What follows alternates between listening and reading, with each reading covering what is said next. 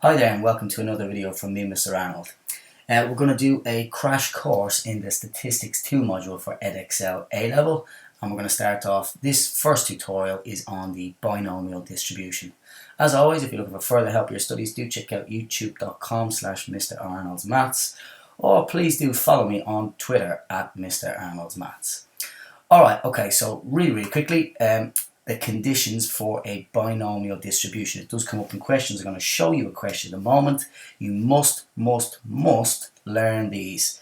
Okay, so the first condition of a binomial distribution is it must have a fixed number of trials. So you can't say it must have 10 trials or 15 trials or 20 trials, etc. So it must have a fixed number of trials. Also, each trial has to be a success or a failure because we're talking about discrete distributions here. Binomial is a discrete distribution, so it must be either a success or a failure. Also, each trial must be independent of the previous trial, so it's not like taking a card out of a deck of cards and not replacing it. We must replace that card in order for each thing to be independent. And finally, the probability of success P at each trial must be constant, so it cannot change from trial to trial. Right, so if we have a look at this question here from June 2010, it's question 6. A company claims that a quarter of the bolts sent to them are faulty. To test the claim, the number of faulty bolts in a random sample of 50 is recorded. Give 2 reasons why a binomial distribution may be suitable model for the number of faulty bolts in the sample.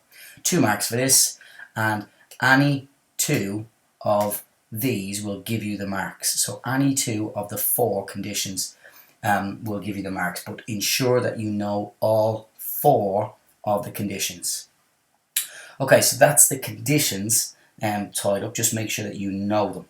Next thing we're going to look at is the formula for the binomial distribution. So if x is a random variable that is binomially distributed with n trials and the probability of success being P, the probability that our random variable equals a particular value is going to be n choose x times the probability of success to the power of x times 1 minus P, or the chance of a failure, to the power of n minus x. Now this, you don't actually need to learn this. It does appear in the formula booklet, but it will look something like this. So instead of saying n choose x, it's going to have it written in this form, which you should be familiar with from doing the C2 course.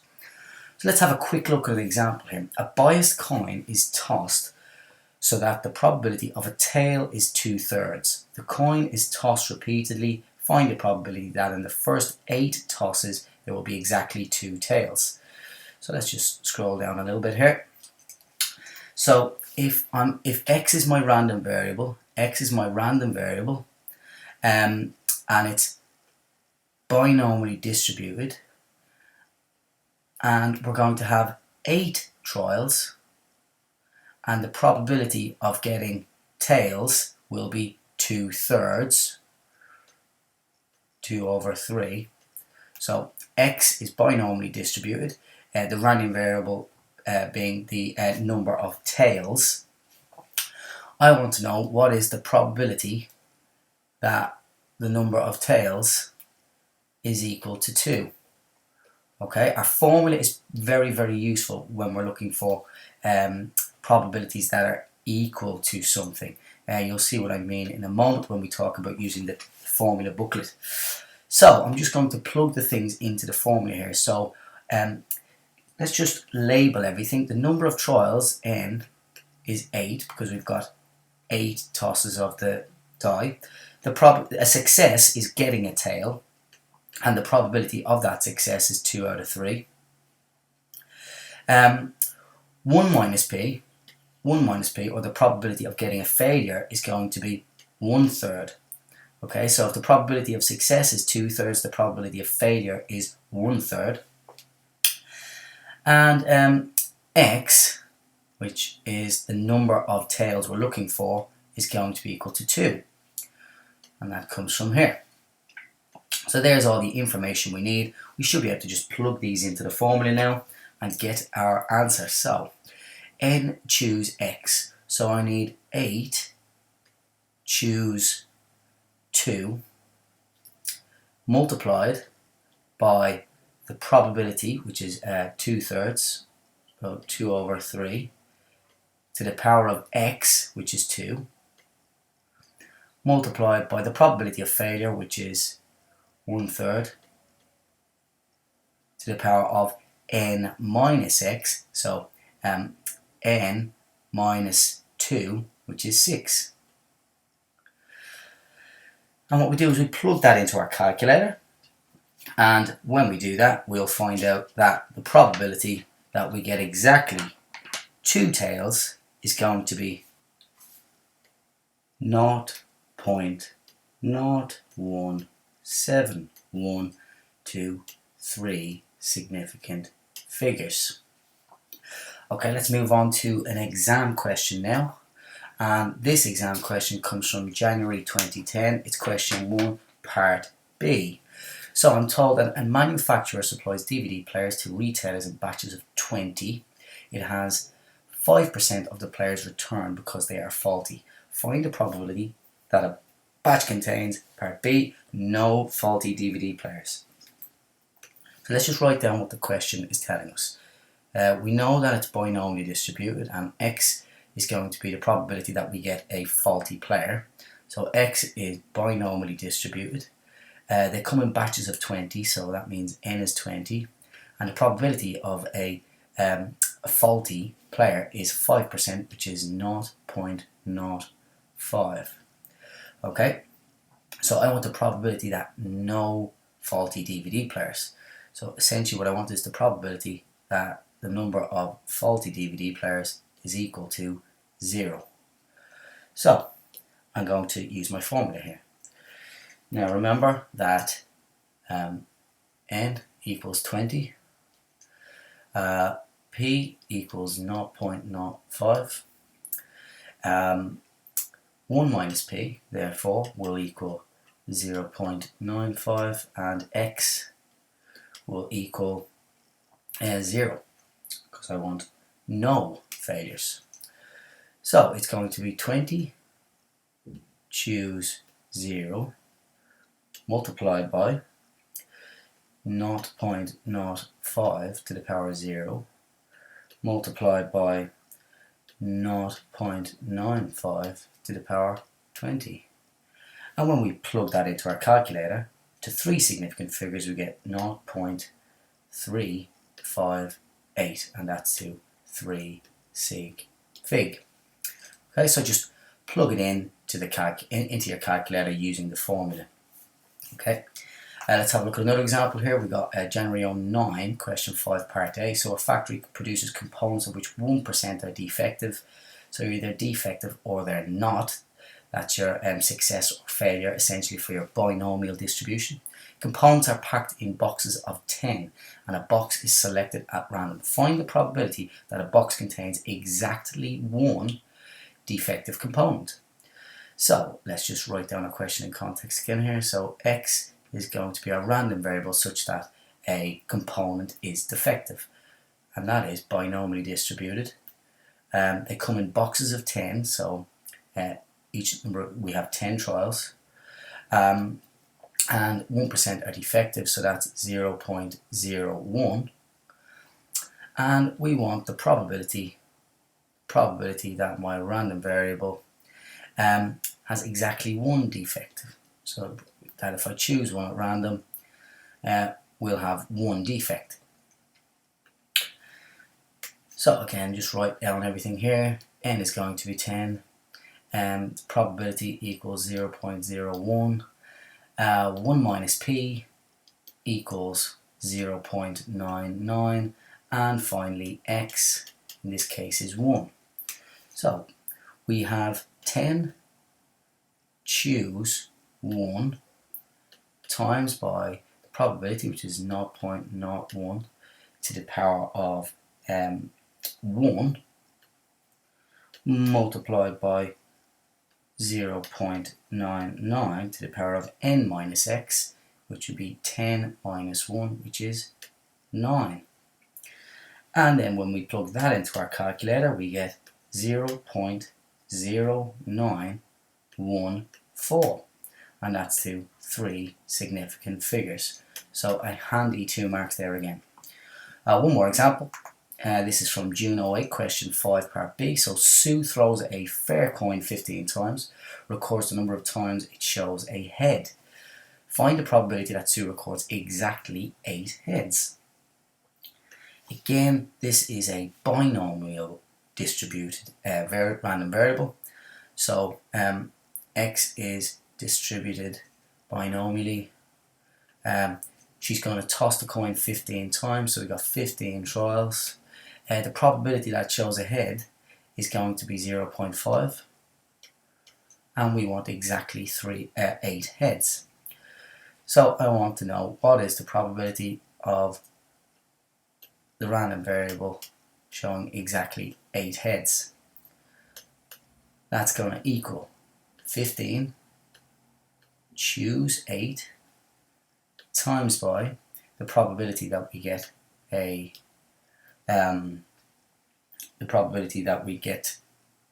heads to the power of x, which is 8, times the probability we don't get a head to the power of n minus x, which is 7.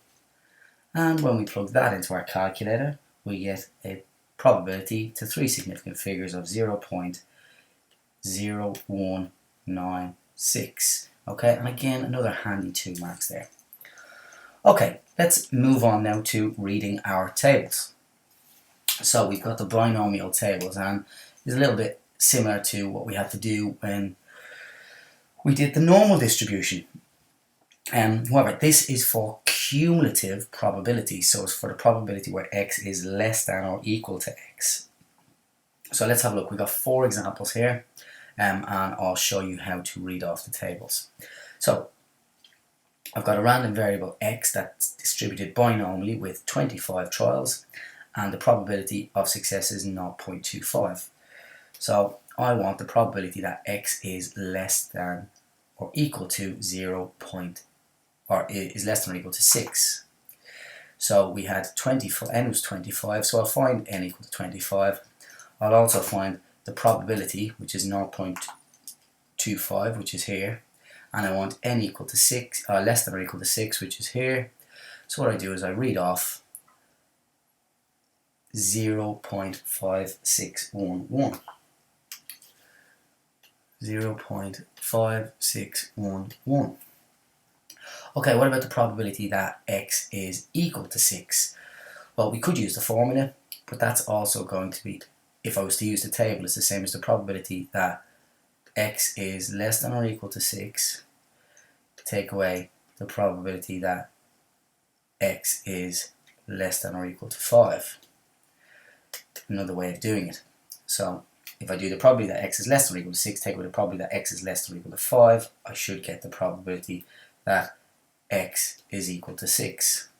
So less than or equal to 6 we've already worked out to be 0.5611, and less than or equal to 5, so when x is less than or equal to 5, that will give me 0.3783. It was 0.3783, and when we work that out we get 0.1828. Okay, how about the probability that x is greater than 20? Okay, now this only does less than or equal to. Well, if it's greater than 20, it's going to be the same as 1 minus the probability that x is less than, so greater than 20 must be less than or equal to 20. So 1 minus the probability that x is less than or equal to 20 is the same as the probability that x is greater than 20. So it's going to be 1 subtract, and less than or equal to 20 is going to be down here. So less than or equal to 20, reading across, is going to be 1. So it'll be 1 minus 1, which is going to equal 0. And then finally, probably the most tricky of the lot, the probability that x is between 6 and 10, not inclusive of 6 but inclusive of 10. So let's just think of the values that it could be. X could be 7, it could be 8, it could be 9, or it could be 10. Okay, now that's going to be the same as the probability that x is less than or equal to 10 subtract the probability that x is less than or equal to 6. If it's less than or equal to 6, if we take that away from probability that it's less than or equal to 10, that should give us the answer for in between. So less than or equal to 10, let's go to the table. Less than or equal to 10 will be 0.9703. 0.9703. 9703. Take away less than or equal to 6, which is 0.5611. 0.5611. Putting that into our calculator, we get 0.4092. Okay, let's move on to some exam questions now. This one's from January 2010. It's question 1, part C. Okay, so this is the DVD manufacturer again, and we've got batches of 20. 5% of the players are returned because they're faulty. So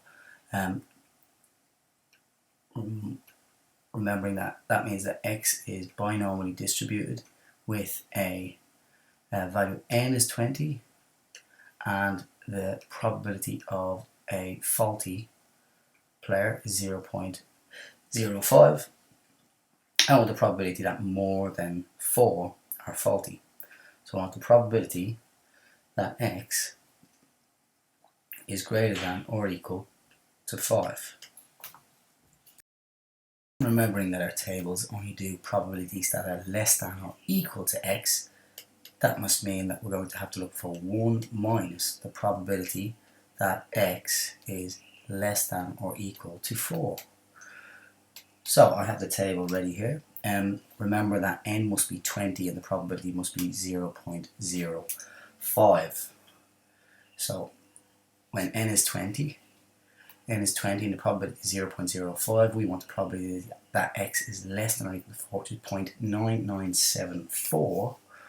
So 1 minus 0.9974, and when we plug that into our calculator, we get an answer of 0.0026. 0.000026. Okay, let's move on to another one. From June 09, question 1. A bag contains a large number of counters, 15% are coloured red. A random sample of 30 counters is selected and the number of red counters recorded. So it's either red or it's not, so that's our success or failure. That means it's binomially distributed. So x is going to be binomially distributed, in which we have 30 counters selected each time, so 30 trials. Probability of success 0.15.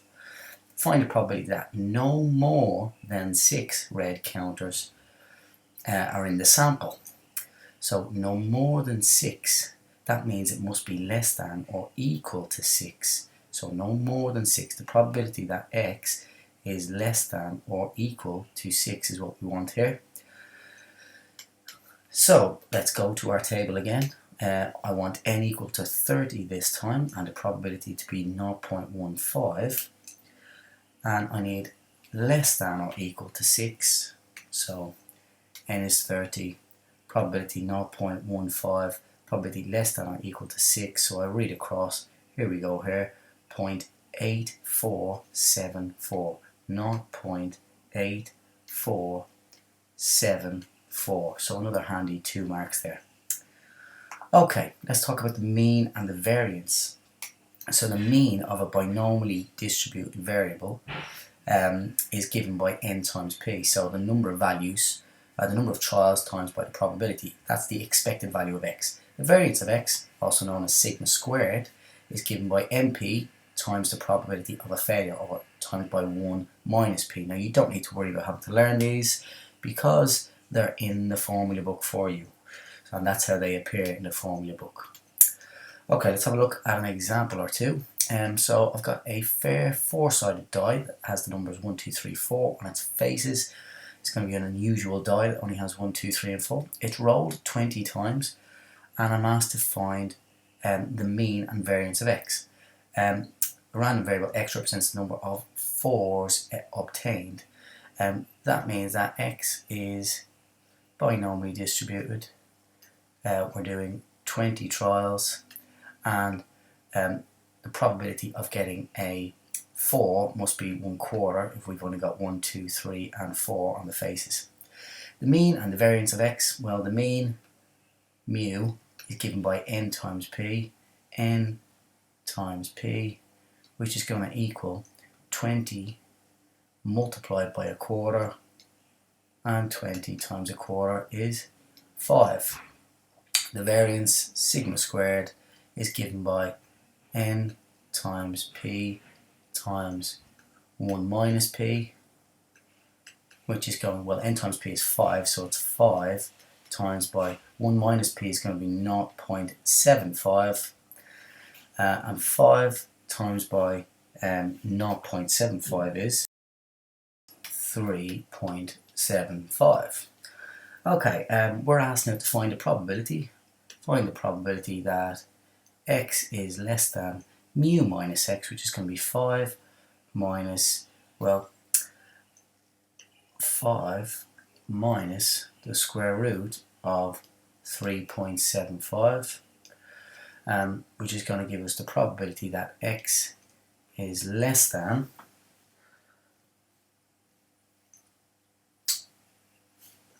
3.06 to 3 significant figures, and because it's discrete, it means the probability that x is less than 3.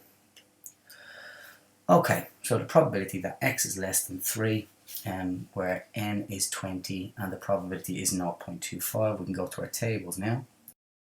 Our tables, we get 0.2252. Okay, let's move on. Second example here. David believes that 35% of people in a certain town will vote for him in next week's election. And he commissions a survey to verify this. Find the minimum number of people the survey should ask to have a mean number of more than 100 voting for David. Okay. Right, so what we're going to want to do here is we want to let n be the number of people asked, or the number of trials. Number of people asked, which are trials, and then we're going to want to let x be the number of people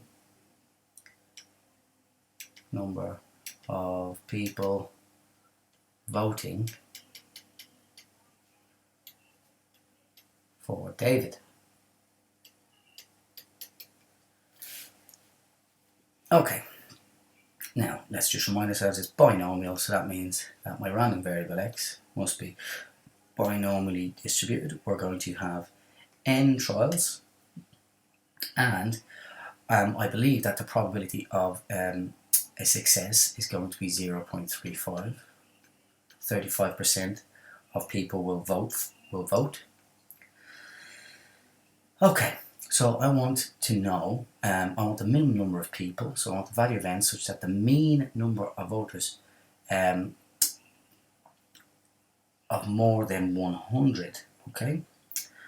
So the expected value, let's just tidy it out, the expected value of x,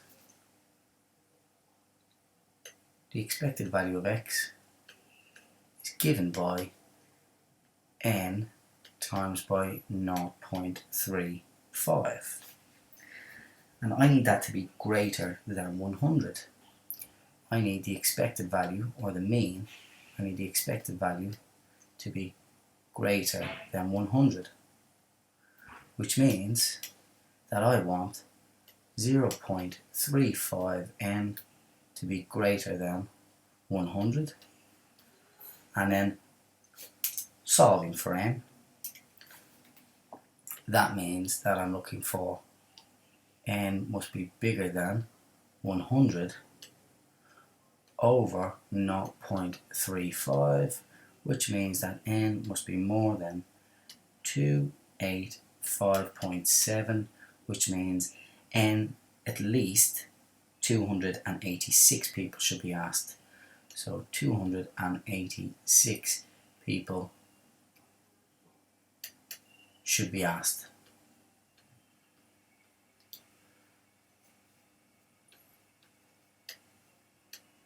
Okay, let's move on and have a look at some exam questions. This is from January 2010. This is the last part of the question. Again, we're back with our DVD players. Find the mean and variance. So, just reminding us, x is binomially distributed with a mean, or with n is 20 and the probability is 0.05. We want the mean, mu equals n times p, so 20 times 0.05, and 20 times 0.05 is 1. I want the variance, sigma squared, well that's n times p times 1 minus p, and that's going to equal 0.95, so another handy 2 marks there. And one more example here.